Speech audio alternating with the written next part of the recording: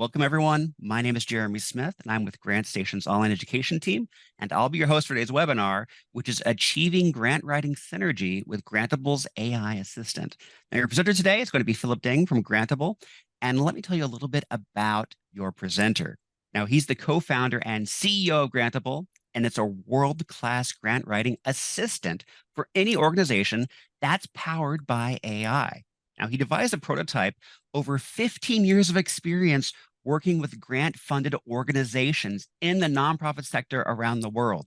That means he knows what you need as a nonprofit, and that's why we're so happy to have him tell you all about Grantable. So, Philip, let me hand it over to you. Hello, everybody. I'm fairly certain this is the largest webinar that I've ever done, and seeing the burst of locations come in was really, really cool. I hope you will all follow it up with bursts of questions as well. This is a very large topic, AI and grant writing. When you overlay those two concepts, we have all kinds of concepts that we need to cover, from the technology side to the ethics side to the practical applications as well. So I hope you'll all chime in with questions. Jeremy and I talked about this before, and we really want it to be an interactive kind of as conversational as it can be when we're all meeting virtually.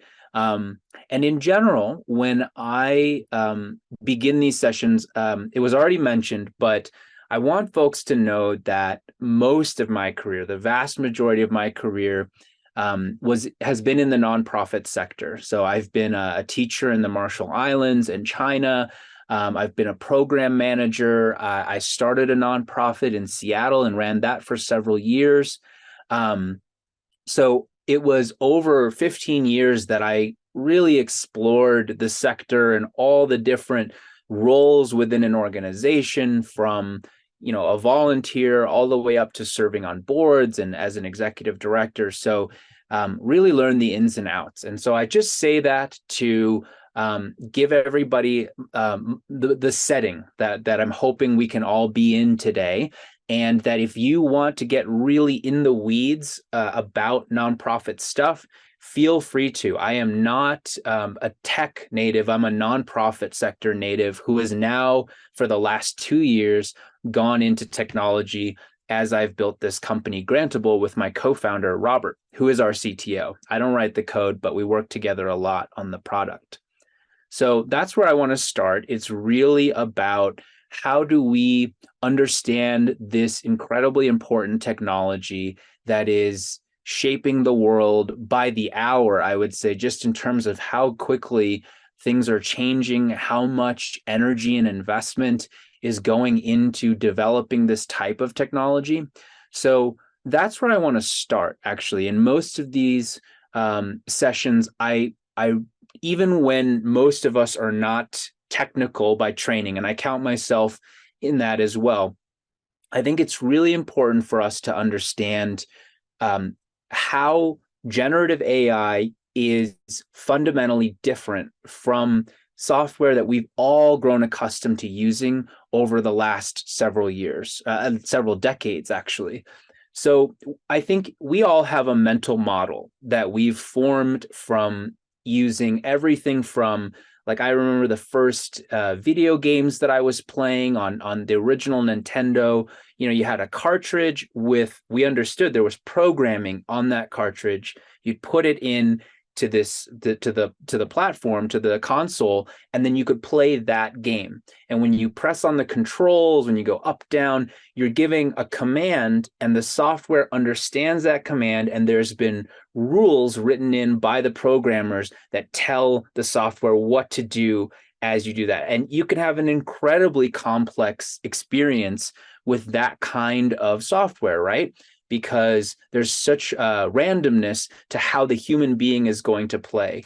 Same thing with word processors, right? I don't know what you're going to write. I don't know, how a grant proposal is going to emerge from start to finish when any one of you individually is working on it. And so despite the fact that every single action in traditional kinds of software has a pre-programmed reaction, You can do all sorts of incredible things with Photoshop, with video games, with word processors, search engines. That's all kind of in one bucket. And the important thing that I think I've learned in speaking to groups like this over the last year is that we need to try to set that aside for a moment and add a new mental model to encompass how generative AI works. And we're going to see that as we talk about other issues that I think people are very curious about, specifically things like privacy, plagiarism, and intellectual property. All of it comes down to the fact that the programming in generative AI takes place well before we interact with it. And then when you go to ChatGPT and type in a query, it's not a pre-programmed sequence of actions that leads to the result that comes out on the screen. What's actually happening is you are putting in a prompt that is being transformed into basically numbers. And then through this massive training process that's already taken place, there is an algorithm that is going to respond to you based on probability. And this is the part where, even for me, the concepts start to get a little bit squishy, a little bit fuzzy, because it seems almost magical. How could a program, a piece of software, break apart any kind of prompt I give it and then basically complete the pattern? It's almost, if you've done autocomplete in any kind of other software, that's a much simpler version of what's happening. It's taking what you've written and then piece by piece, they call them tokens, token by token, the response is being generated in order to complete the sequence. So that's a really different way of interacting with a really different kind of software. It is not referencing a database. It is not looking through its training data and saying, what's the best thing that I can copy and paste onto the screen for Philip?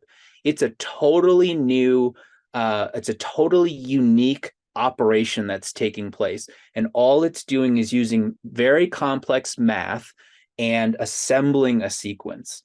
So hopefully you're in the very early stages of creating a new mental model for how this type of software, these generative AI systems that create music, that create imagery, that create text, there is no longer a sort of like a database and pre-programmed logic that's happening and yielding that outcome.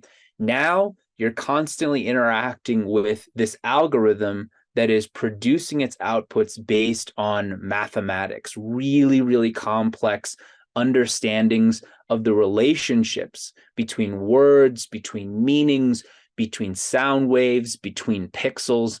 We've just reached a point where there's enough data in the world and enough computing power and enough mathematical sophistication that these companies like OpenAI and Google and Meta have applied all of those ingredients to create these new generative features. So let me pause there and see if there are any questions that folks may have. I see a lot of video game consoles and memories being tossed out there. One question that came So in from Dan, which is kind of interesting, is he mentioned specifically about correcting passive voice. Is that something that AI is able to look at? absolutely. I mean, it you have to kind of try to imagine. I think the statistic that I've heard is that the text that GPT-4 was trained on is something like the equivalent of 13,000 times the English language Wikipedia. So it may even be a larger number, but within that amount of text, certainly every type and perspective of writing is probably in there and has been ingested by these models.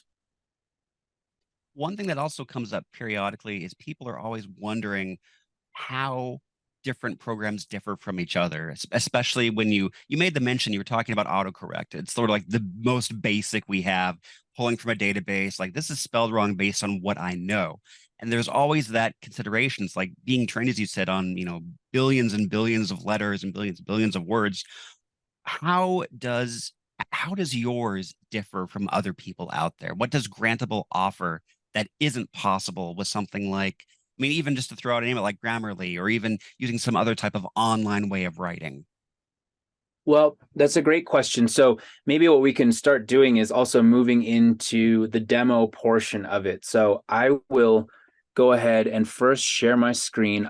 I can't do that many things at once, so I'm going to try to um, it looks like, okay, this is a blank Grantable account, but I'm going to pause for a second and just answer the question.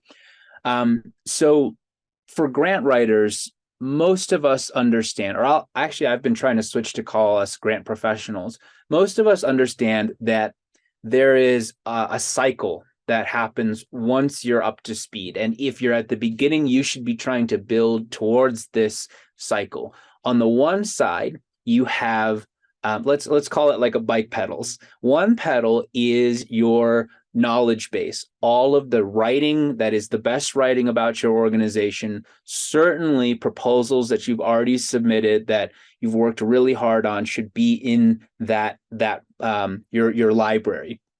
On the other side is the creative process, generating a new proposal or application. And when you're really in sync as a grant professional, both of those are constantly pumping, right? So you're writing a new proposal based on information that you have already written, mostly from other proposals. We know that grantors all have their very special ways that they want information in different lengths and character counts, and this question wants answers that you have in 3 other proposals, but this time they want them all in one. But that's the process, right? So you're creating and generating new content that can be used in the future again.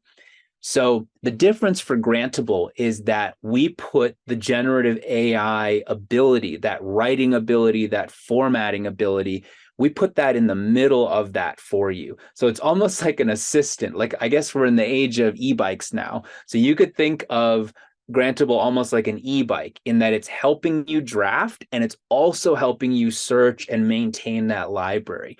So what happens then, what the way you experience it as different from, say, a chat GPT, is that it's using your content, your facts, your figures, your voice to write your proposals, rather than just sort of more generic. It sounds like it sounds like an average of all the grant proposals within ChatGPT's training library. This should sound much more like you. It also then, helps to mitigate the risk of fabrications or confabulations that the ChatGPT may just try to write something to complete the sentence and not leave you hanging, but it might insert a fact or an event that never happened. So if you're using your own information and not relying so much on the AI's creative abilities, but more on its formatting, its assembly, its thoroughness, then what you're basically doing is just helping those pedals to pump more and more efficiently. And the big idea here, of course, when we zoom out, is I started this company because the nonprofit I started in Seattle was mostly me, just me, for most of 5 years. And I would go for the grant opportunities that I thought were the best fit, but it would take me out of all the other obligations. I would spend dozens and dozens and dozens of hours on these proposals, work through each round, get to the final phase, and then oftentimes the regret was, oh, you were so close, but we ended up not funding you. And all that time, it became really, really difficult to justify going after proposals, whereas large previously funded organizations that have grant writers on staff, I was that grant writer in the next job that I took for a large land trust. And my sole focus was just to crank out proposals for everything. And we were winning grants every single week, sometimes by accident.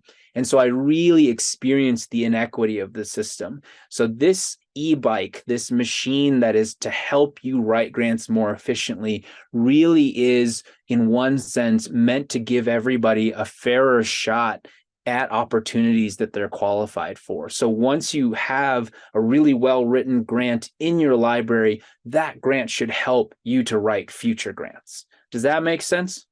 It does. But Philip, what am I even necessary anymore? Why can't I just have Grantable write my grant? Why can't AI just write my grant for me? Why can't AI go to work for me? In fact, why can't AI take care of everything for me? Well, I don't think we want that, and we should definitely go into the philosophy of that. But I think I've used these AI systems a lot. They are miraculous. They are so, so good in some senses, but they are also very, very clumsy in other senses. They have no understanding of the context within which you operate. They know nothing about the real world that you are operating in. So that's the main reason why they can't do this. There are things, that infants do that the most sophisticated AI models in the world still struggle to do. It's very interesting. I think we all kind of know this intuitively, that there are some things that machines can do thousands of times better than we can, and vice versa. So I think it's that combination. There's still so much in the grant seeking profession that requires human oversight. The best way to think about it is like a sewing machine. I've written about this in my blog, which I'll share with you again. While a sewing machine makes it far, far faster for somebody to stitch, you don't just toss some fabric at it and flip a switch and get a shirt, right? Like, you now, instead of sewing each stitch one by one, you're changing the way that you move. You're changing the activity. You're now guiding fabric through the machine under that needle instead of actually guiding the needle. So again, instead of writing each word in a word processor one by one, it feels very much like you're guiding the document while the generative model is stitching the words. But you still need to turn the narrative here, erase this part. Oh, that's not so good. Let's just dive in, and I'll show you a little bit how it works. Perfect. Okay. So this is a blank Grantable account. So what I would do is I would upload some files to train it. So I have some sample proposals. So we'll add a sample document. That's all you have to do. Just upload like normal. So these should ideally be recent, well-written grant proposals that have the language that you want to use. And then there are a number of ways to bring the next proposal that you're working on into the app. One would be just create a new file, which is essentially a blank page. And then let's say that you're operating in a portal where we've all done this. You copy page one, paste, move over, copy page two, paste. You can do that as well. Same thing that you normally would in kind of migrating the questions into a word processor. You can do that. I don't have one queued up today, but I do have this blank proposal that was just sent to me by a group in Seattle. So I thought I would just use it. The Seattle Any People's Fund. Yep. any limitations as far as like what type of files I can upload, like PDF, Word docs, or Great CSVs, question. etc.?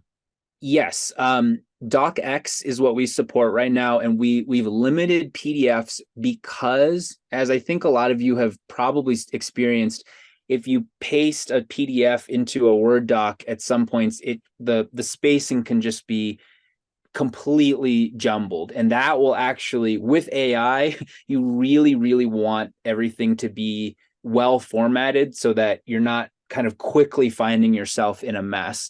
So we've actually limited that. And what you would do is just convert it. We've got instructions also in our help center. You can find free converters, or you can upload to like a Google Drive and then download as docx and allow them to do the conversion for you. And it's really just to preserve the experience, so that you aren't trying to mess around with a really messy PDF. But that's a great question. So Now what you see here is your proposal. So you're basically ready to get started. So what I would normally do in the past is I would find, the proposal narrative section, and all of a sudden I would say, okay, we want an organization overview. So I would, line break and start writing, right? But that's the old way. So what you can do now is highlight this section. Oh, I should turn off Grammarly just a second. That's just going to get in the way. And then you'll do Command J, which is basically you're going to be Command J all the time. It brings up this AI interface. And let's just start with a very basic demo. Let's just say answer this. So then what you're seeing on the screen, I hope, is that the AI is writing pretty thoroughly an answer to this highlighted section. And it's using information that it's found from those two other proposals that I added earlier. So once it finishes, you can see, it really does go through the mission, and then it describes the current programs and activities. And then what you can do is you can either replace the selection. I wouldn't do that here because you obviously want the question to remain, or you can do insert below. And so now you have that written. So that is kind of that's sort of the big idea here, is like, wow, you can really have content generated for you very, very quickly. But let's say that's a little too much. So what I'll do is I'll highlight it. And again, you go Command J, and let's shorten this. So I think with Zoom, I'm having a little bit of issue. Is it blocking something on the screen? Well, let me just refresh and see if that takes care of it. I can see it now. Yeah. All right. Command J. It could be a bug too. But anyway, let's shorten this and see if I can just get through this. So it's writing, and it should be shortening this. I think it's because maybe I'm screen sharing. So let me try something else. This is the benefit of having the CEO with us today. He can say, so gave a demo today, have a question about something when we're sharing on Steam. And actually a question came up that I wanted to, while you're working on this. Sure. What about word limits? Can I limit this to, like, say, I have a finite amount of space I can put in. Can you rewrite this Grantable without being above X number of words? Yeah, absolutely. So this went from, maybe it's something about the screen size here. So when I was highlighting all of that, it just wasn't, it didn't like it. But so in just highlighting these two paragraphs, I said shorten this, and it brought it down to 39 words. But actually, if you want to try again, you can say limit to 100 words, and let's just see what happens here. Now you'll hear me saying, let's just see what happens here, because as we kind of covered in the initial going, you really are tossing a prompt, and then what we're doing in terms of feeding it context as well. And then you're letting the mathematical model do its thing. So you really are seeing what's going to happen. And I think one of the key distinctions between the mental model we have of software, traditional software, is if I do A, I should get B every time. A leads to B. In generative AI, you really have to understand that if you do A, it could lead to B or C or D or E or F. And that's a very, very different way of thinking. It's kind of like how we interact with people, right? Like if I ask the same person the same question on different days, you may get something really, really different. When you greet a barista that you see regularly, you may say the same thing, but given that day, given the context, given the situation, you may get something different. I don't think it'll be that wild here, but you'll hear me saying, let's see what happens, because I also don't know. That's one of the exciting or scary things about doing these demos, is I don't know what's going to happen every time. But when I did say, please limit to 100 words, it got it down to 84 instead of, you see this first version, 39 words. So that first one was too short. So I was more specific. I said, please limit to 100, and 84 is cool. So I will replace that selection. And now that's there. So we've just kind of shrunken that down a little bit, right? Right. And one thing I wanted to quickly add, it came up in the chat a couple times. This is platform agnostic. It is not Mac only, even though you're using, command and whatnot. Do not worry about that. This is just selecting the text and then telling it to go forward. So just throwing Right. it out there. Don't worry about it.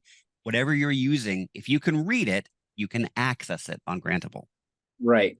So exactly. So this is just requires an internet connection and a common browser, and it should work. So another feature that I kind of want to show folks, because I think it's really cool, is you can point Grantable at a document. So let's say one of these ones that I uploaded, and you can have it use AI to extract different numbers, whether it's going to look for all the numbers and it will label all of them as well. And then you can add specific numbers that you might like, this annual operating budget. So maybe I want to add that in there because I might want to reference that. Total individuals served. You can see it went through and pulled out all of the different numbers that were in the document and gave them a label as well. And then you can even like edit. So we can say 2023 annual operating budget. And then, 2023 budget. Can I click that? Okay, cool. And then when you go back into any file, you can go into any file. But if you needed, let's see, did they actually ask for a budget? Let's see. Well, let's pretend that this total project cost is the budget. All you would do then is you can do a hashtag and see, here are all of you. I only did 2, but you could find all of those commonly referenced numbers and just pop it in like that. So that's one way that you can really help to streamline and make sure that you have consistent numbers and data and KPIs and things throughout your documents. You can also, so we just limit, we reduce the length of a selection, but you can also do stuff like make this funnier. Like, obviously, you probably wouldn't do that, but just to show you can change tone, you can change different perspectives. I mean, I would do that. I do Yeah, that there all the you go. time.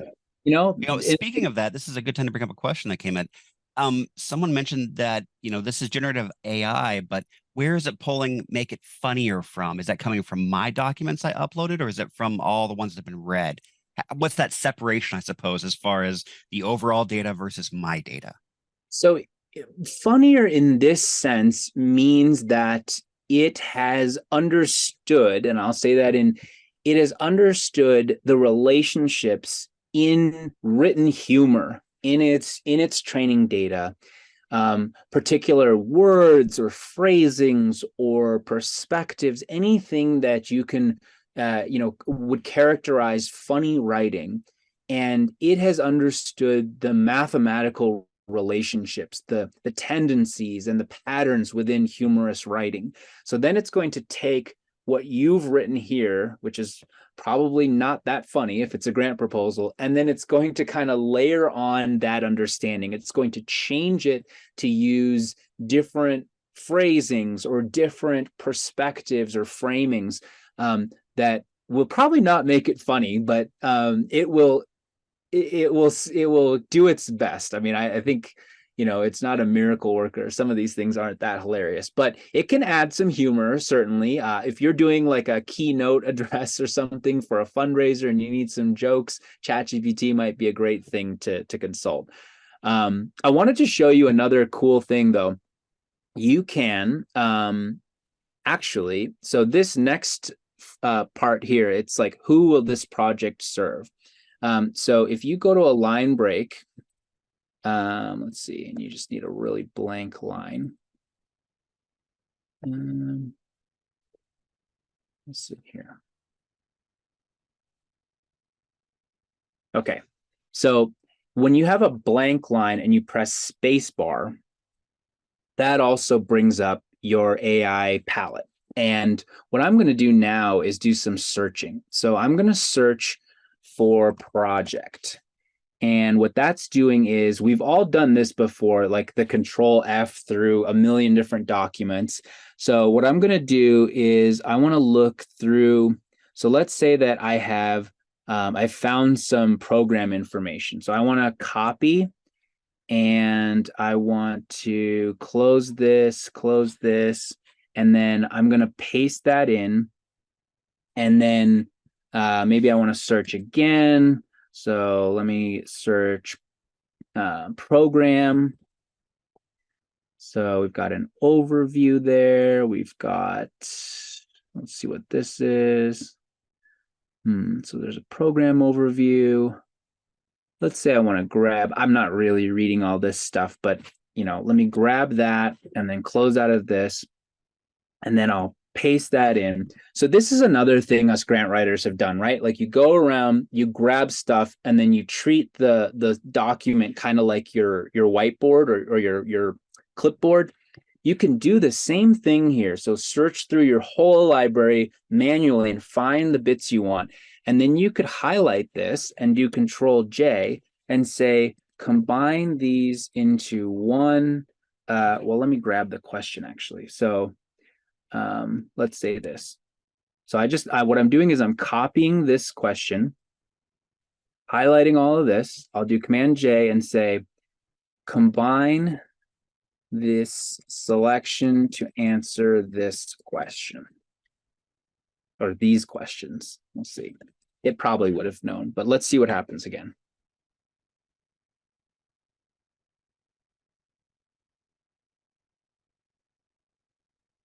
So what you can see there is you can use your file in, or your page, in a very similar way to how many grant writers do, where you kind of grab your stuff and put it together, and then have the AI help you to streamline it down, or massage it into the narrative for this. So obviously that's not exactly where I would want it, but I'll just cut and then paste it in here.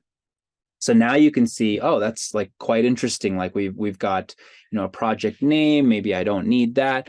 But the other thing that's really different from ChatGPT and using some of that software is that this is designed to be a space for writers. So it's a word processor very intentionally, so that it's familiar and you're not constantly chatting with a chat bot and trying to get it to do very simple things. What Robert and I have worked so hard to do is put AI at your fingertips when you want it, and then clear it out of the way when you don't. And so now, if you just want to get down into the weeds here and start adding or start wordsmithing and shaping the text, that's really what we aspire to, is this seamless, almost without thought, that when you want to press on that e-bike accelerator and have it help you up a hill, it's there. But if you want to pedal and coast and go your own speed and steer, that's really where the art of building this software has been, is to know when to apply AI and when not to. So I just wanted to show you that. The last thing I'll show you is sort of a combination of how this stuff works. And one of the things up here, let me just start over again. So this was the original question that we answered. And what I did last time was I did Control J and I just clicked answer this. What we actually train people to do is, either you can have it suggest source material, but you can also, if you really know which snippets, which selections you want the AI to use, we suggest that you search. And so for this, it might be something like overview. And then, you'd want to go in and find, where in your document that overview was. So like this basic information. So here's an overview. We're getting close. Let me me just find, where is it? Maybe it's not called overview. Oh, here. So, I might say, like, this is something I want. So I'm just doing Control C or Command C. So what that just did is it added that snippet here. So now you can see there's a snippet. That selection is now going to be used by the AI. So if I go to search again, and maybe I do, let's just see, what else do we have? Organization might really hit a lot of, yeah. So let's do organization detail. That's not really a great snippet either. This is nice. So organization mission. So if I want that, I've just added it. And so now you'll see there are two sources here. Both of those snippets have been snipped. Let's see. Program. I like how quickly, though, you're able to go through what you've uploaded and find the bits of information. Because I don't know about you, but whenever I've done a grant application, there's usually, especially if we're talking federal, we're talking pounds and pounds, actually, more like dictionaries worth of information. And if you could upload your documents, even just your main documents you use, you now have sort of like a OneNote way to access it within an AI supported environment. Yeah, it's a beautiful way to frame it. I'll just stop there because I don't want to waste everybody's time. But I've basically, I've told it, use these two snippets and draft and answer this. And then it'll now use specifically those two selections. So it's not just, this is kind of, you're starting to see how we zoom into the degree of control that we're giving you. So when you just do answer this, it will just kind of go with what it thinks is the best information to use. But now when I've told it use this section, this section, this section, this section, it has a much better idea, because what we've done is we've combined your intelligence, which is the contextual knowledge, all that stuff that it doesn't really understand, and then its abilities to assemble language very, very quickly. So then you could, do insert below, and you've got that selection there. So basically that's, kind of gives you an idea of how to use Grantable. And hopefully what you're seeing is that as you use the platform, it will become more and more intelligent as each document gets added to your library. And you don't have to do anything to maintain your library, so to speak. We've all done the master boilerplate documents where you're copying and pasting your best answer from here and putting it into this one document that you then go and Control F and try to find that stuff. In a way, you can think of your entire library here as the boilerplate, the master document. And then the AI is your research assistant. It's helping you to search. You can, and we encourage you to create folders. So, you could call this 2023 Santa Fe Foundation. It's like you're reading my mind, Philip. I don't know how this is happening. You could create that. You could toss stuff in there and say, okay, these are going to be stored there. This is really for helping you to organize yourself so you can find things. We're not saying you should have a messy library just because AI can search it. It's still really important for you to organize and know where things are. You can also tag things. So you could say like general operating and create a tag. And then another thing that's kind of cool, I'm just going to go into whatever this is, and we'll do this.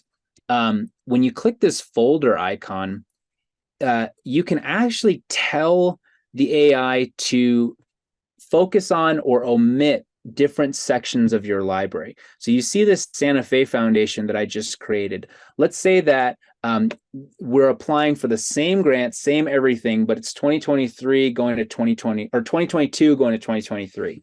So what you could do is unselect all the other stuff and use your 2022 materials and say, just look in here for your source materials. And that'll help, the AI again to focus its spotlight and say, okay, we're using this stuff. And then, when it comes down to like, where's my mission statement, overview, program summaries, all that stuff, it can grab those things. So that's another kind of nifty feature that we built from an understanding of how grant writing works.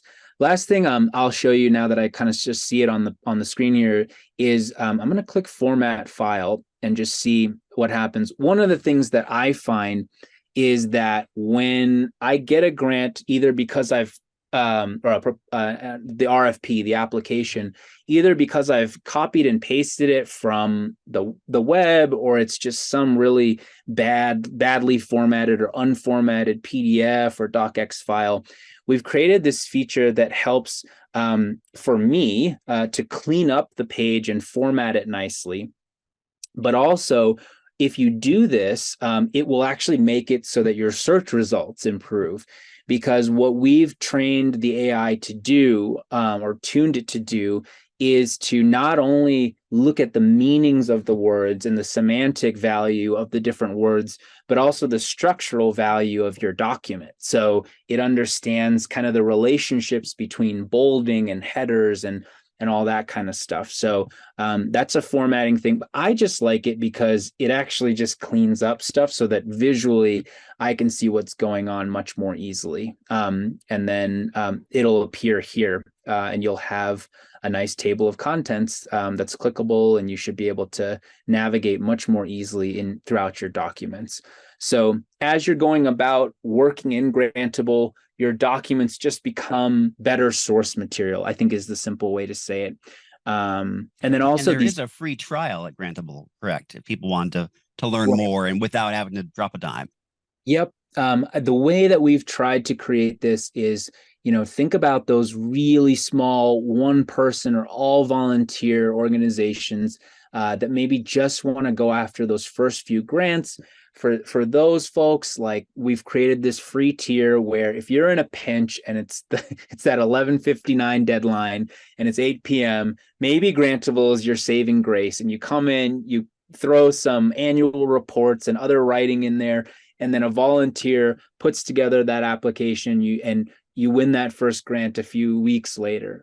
That's the ideal progression that we want to see. And then once you've won that grant, once you've started to gain a little momentum, maybe you're thinking, we should apply for a few more of these things. It's pretty good. And so maybe then you get a paid account, which allows you to apply more regularly. And just to give you an idea of the pricing that we're talking about here, it's free. Then it's $24 a month, and then I think it's $89 or $86 a month. I haven't looked at that in a while, but that pro tier is for bigger teams that are doing at least a grant per week, which actually isn't that many organizations. Some of you may be at that level, but we've really tried to make it, again, going to that equity perspective, enabling people to access the funding opportunities that they're qualified for. Speaking of access, this has come up a couple times in the chat, so hope you're ready for it. I have documents. I upload them to Grantable. Does everyone and their mom now see them? Are these now going to be included as part of the grand AI overlord thing? Well, their mom is a core member of the team, so yes, they will always have access. But another thing that's nice about working with software like this is that Grantable is hosted on a database platform it's called Supabase if you want to look it up, but it's a super secure, it's compliant to all, even HIPAA compliant. So companies that deal with sensitive medical information use Supabase to have their data managed. And that's what we build our platform on top of. So you're getting world-class security and privacy in that sense. And when you are interacting with the large language models, what's going through are the snippets, the context, like your prompt and any sort of contextual information you're sending over. But it's funny. What's that? Yeah, make funny. Yeah. Make funny, make joke. Yep, that stuff, obviously has to go over for the AI to do something with. But when you go through the basically consider it like the wholesale door. It's called the API, but it's basically how software talks to software. And OpenAI's privacy standard is that the data that's flowing through that door does not go towards training or product improvement. So that's on their website. That's a policy you can look at. They do store the data for 30 days to look for people that are using the software maliciously, but then it's deleted. So you're really only sending bits. You're not giving access to your whole library. It's really kind of as needed. You interact with that AI. Whereas if you were to work in a free ChatGPT environment, for instance, all of that stuff, unless you opt out, which you can, and I would encourage you to do so. But if you don't opt out, all of that could be added to some kind of training in the future, or they may be trying to find ways to improve the interface and the user experience. But it is more private, and you wouldn't have to put as much data in upfront to get ChatGPT to perform correctly. So there are some advantages to just using software that is designed for this purpose. And this is what Grantable is focused on. It's designed for this purpose. It protects your data. It's not giving it to your mom unless she asks and she has access to it.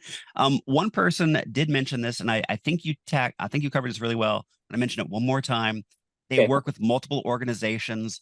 They want to have separate information for each one. This is where folders come in. And then you can tell the AI just to access that folder for that organization or for that specific grant. Am I getting that right? Well, so there's you can tell so right now we're within the GrantStation webinar organization. So you can tell your AI to go and point at any file, at any folder. You can filter down by tags, all kinds of really cool ways to search. So I'll just let's go in here real quick. And so if I go here and press spacebar, so this is the filtering that we saw before. But if you go here and you go to search as well, you can also filter down. Can you? Maybe you will soon be able to search by tag. I'll get that on my list. What I think the question though is about this actually moving between organizations. So I did a demo for Generosity Exchange a few weeks ago. So if I were a consultant or if I were working between different organizations, that switching is as easy as toggling between those different accounts. So now I'm in a different account. If I want to go back to the GrantStation webinar today, you just toggle, and then this would have different users here. So there's nobody else in this organization, but different users, different files. They're not drawing from each other. So if I'm in the GrantStation organization, I can't pull from the Generosity Exchange organization, but within the organization, you can point it at any folder, any file, all the way down. It's just like when you look at, a folder directory, but you'll only see that organization's directory. So for consultants, for me, when I was a grant consultant, and I had like 12 different email logins, and then somebody's like, I had to use one organization's laptop. I had to use a VPN to go to a virtual desktop to access a laptop that was actually in their office, and then search through whatever their cloud shared drives were. And then, you're looking at file name, so-and-so .final.draft all caps draft .final. And you're like, okay, that must be the one that they submitted. But no more of that, I think is the idea. Is there a limit to how many things I can upload to On my account? On the free account, yes, because actually storing files now and having them analyzed by AI is not free, but it's unlimited on the paid plans. You can, I think, have all unlimited uploads. The reason I'm saying I think is because we are actually about to change our pricing model, which I think is a good thing to bring up. We are moving away from tokens because they were causing too much confusion. As we talked about earlier, tokens are actually, it's a technical term from how the words in generative AI systems are broken up. So a single word has several different tokens, and those are fragments of the word, fragments of meaning, fragments of how those things come together, right? Like webinar, there's actually web and seminar put together, so those might be two tokens that get broken apart. So words have an average of 3, I think, tokens per word. And so it was a way for the companies to measure how much AI usage was taking place. And so some companies started to use that same language. So did we, but it was too close to other concepts of tokens and how are these used and how many do I get. So within the next couple weeks, we're going to just revise and simplify our pricing. So you won't see tokens anymore. And the pricing levels will be very close to the same as they are now. But I did want to mention that so you won't have to kind of meter yourself in that way anymore. So tokens will not be on the test. That's what you're Tokens saying will right not now. be on the test. You don't have to study those. Okay, excellent. Sorry We've for had ever bringing them up. we've had quite a few different questions on. Some of them are very specific, and a lot of them I think can actually be answered by signing up for a free account and just playing around with Grantable. But here's some philosophical questions for you, Philip. What happens if you are a new organization and you don't have a successful grant proposal? What do you upload? What do you do? What is the point of Here's Grantable where in that situation? I would say find yourself a really qualified grant professional. That question you had earlier on was, are we all out of jobs? The answer is most definitely no, but the job is changing. And I think one of the most powerful ways experienced grant professionals can help now with more capacity and more efficiency is to find those organizations doing amazing work, but they haven't put that work into great narrative yet. So I recommend against using ChatGPT or whatever to try to write your first grant proposal if you don't have that experience, because you really need somebody who has seen many proposals and who knows what a great application looks and feels like. Work with a person like that to apply for your first grant, and that then seeds an outstanding library that you can move from in that situation. That I think is an incredible investment, not only in your grantable account, but in your organization. And you know what? Just in case that's too much work, and many of us are lazy and think that's too much work. If you happen to have a Grant Station membership, we do have examples of award-winning grant proposals that you could have access to, and then you can use them to feed, like, here's an example of a good proposal. This is an award-winning proposal. I can add that to my Grantable library, which is just for me, and then I can generate information from that and use that to influence my future writing when I apply for a grant. Absolutely, you could do that. You could upload the actual docx file. I will just caution you should be really careful, though, to make sure that every answer that you're generating is then you're taking out what is not relevant to your organization and making sure that what's relevant is coming in. So that technique that I showed you, where you paste on like two different snippets, or you say use this and this.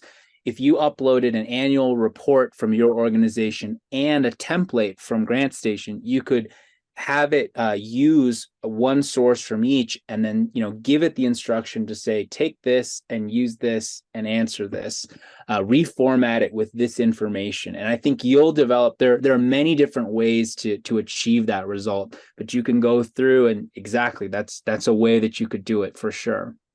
Yep. And that's, I mean, again, just to be used as a learning situation, not as the basis of your grant. And this is something that's come up a couple times in the chat and also in the Q&A section. What about using AI to actually write a grant application? A couple people have said, there are people who are using ChatGPT to write their letters of introduction for job interviews. There are people using it, and there's these tells that you can tell. I mean, I like Amazon. I use that like many people, and you can find some people who basically paste the entire prompt into their review on Amazon, like give review of this product, and they just pasted the whole thing in. it's important that we Yeah. avoid that, right? Well, definitely don't paste the prompt in. I don't know if that's the thing that we definitely need to avoid, but yeah, I highly recommend very, it gets back to the sewing machine analogy or driving quickly. If you're going 10 miles an hour and you swerve a little bit, you don't go very far off the road. But if you're going 80, a little swerve can potentially lead to huge problems. It's the same thing here. It comes down to speed. So because we can now go so much more quickly through writing and different tasks like that, it means that if you take your eye off the ball or off the wheel or the road, there are new problems. There are new problems that weren't possible before, which are now. So that's an area of retraining that all of us are engaging in, is to not sort of be lulled into a false sense of security. Oh, it's done so well for these past, however many pages. I'll just kind of I'll start being less watchful. That's where I think mistakes can creep in, and things can happen that can cause problems for your organization. So with this, wonderful new tool, there are all new ways that we need to learn how to be vigilant and to be responsible users of this technology. I really liked your e-bike analogy earlier on, helping you get up the hills, helping you go faster, but now you're going faster. You don't have time to think on the hills anymore. Where you're like, oh, I got to work hard for this. You're not paying attention. And all of a sudden there's a turtle in front of you. What do you do? Do you turn? Are you going too fast down the hill? Now you've fallen off your bike. Your bike's very expensive. All these things are now the new concern. It's not just a hammer. It's a fancy hammer that can build an entire house, but don't let the hammer build the house. You need to look at everything that's happening as you build this house. It's That's exactly right. And it's not even just a fancy hammer, it's a nail gun, right? Like, there are new problems that come up with a nail gun. You can go so much faster putting nails into a board, but you can also hurt yourself. You can hurt others. So it really comes down to speed. I think human beings are always trying to invent ways to do things more quickly and more efficiently. This is certainly a tool that has profound implications for efficiency, but there's really always a very similar new set of consequences when you add speed to the equation. Same thing applies here. But I think just understanding that it's not magic, it's not it's not cheating, in my opinion. It's going a lot faster. And if you look at what's happening here and you understand, okay, this, I can now move at greater speed. What does that mean for us? How do we still do so in alignment with our values? How do I do so in a way that maintains quality? How do I do so in a way that allows me to have time to put back into the most important areas of operation for the organization? Speed is what can give you back time, and it's what we do with our time that is actually the most important decision that we're making as nonprofit professionals and grant professionals. No, that makes a lot of sense. So we have quite a few questions, but I want to give people a chance. If you have to break away, don't worry, you're getting a full recording. It'll be arriving next Wednesday, maybe sooner. I'll also include the chat. I'll include any questions as well. So then you'll have a plethora of information that you can then feed into ChatGPT and share with the world, or maybe not share with the world. Maybe you could just go ahead and use it to then summarize everything we've covered today. So a couple Right. more questions I want to fit in, if that's okay, Philip. Yeah, please. Okay. So do you work with other portables, other portals, other organizations, or would I need to cut and paste my information once it's generated, or can I export it as a docx? Sorry, can you say that one more time? I do have a meeting that's starting right now, but I've just asked them to give me a few more minutes. So can you Oh, no repeat the problem. question? No Sorry problem. about that. So if I'm using Grantable and I want to get my data out of Grantable, how do I do that, and what are the ways to do that? You can just download your files as you would, or download folders, and then cancel your account. Oh, I'm sorry. I meant not little too I wrote something amazing in Grantable. I want to export that. Is it docx or what are Oh, my yeah. formats? There's an export option in any file, just and then it exports as docx. You went Exactly. worst And case then you scenario there. You didn't have to worry about that. We're not at that point yet. Yeah, sorry. No, I you can take any file that you're working on if you wanted to. We're trying to also add in the other features that people love, like collaborative editing and commenting. That's forthcoming. It's on the way. But let's say that you did want to put it into Word or Google Docs. You can do that. Just export to docx. So that is an option. That's excellent. And is there any one thing that's been said? A couple people have asked about this, and I know it might be beyond the scale of Grantable right now, but is there thought about being able to enter numbers and having it generate charts based on those Yeah, numbers and definitely. information? Definitely. We already we can handle tables, but what these generative models don't do well yet is mathematics. They don't perform calculations. So this is actually a really I love this explanation because people it turns a light bulb on. If you ask Grantable or ChatGPT a text language model, what is 4 plus 4? It will probably say 8.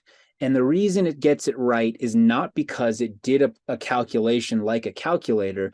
It's because 4 plus 4 equals 8 probably appeared millions of times in its training data. Because most of the time, when people write about 4 and 4 equaling something, they write about it equaling 8. So, statistically, in probability, that's the right answer. But if you do a random 6 digit number times a random 7 digit number, all it knows is, oh, number times number probably equals number, but it will just generate a random, roughly right looking number, but it probably won't be the correct answer.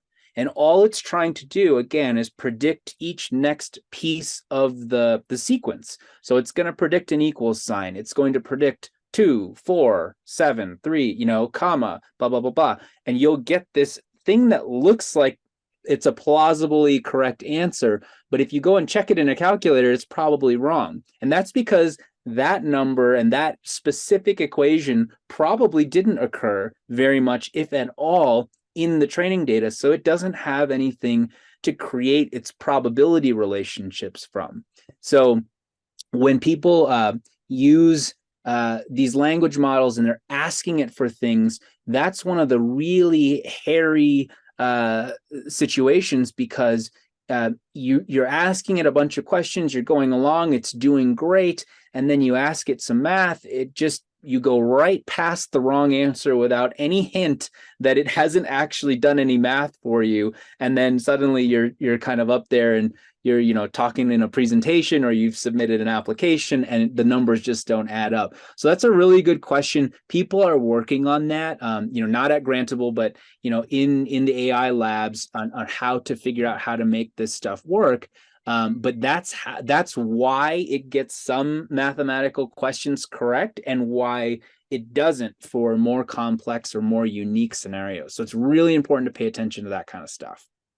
And one thing I did want to go ahead and mention while we have everyone still here, if you enjoyed everything you've learned today about Grantable, hopefully you realize it came from Grant Station. You can find out more about us at grantstation.com. And currently we do have a membership sale going on. So if you need something to feed into Grantable, you need a grant application to spend your time on, well, GrantStation will help you find that grant that's a good fit for you.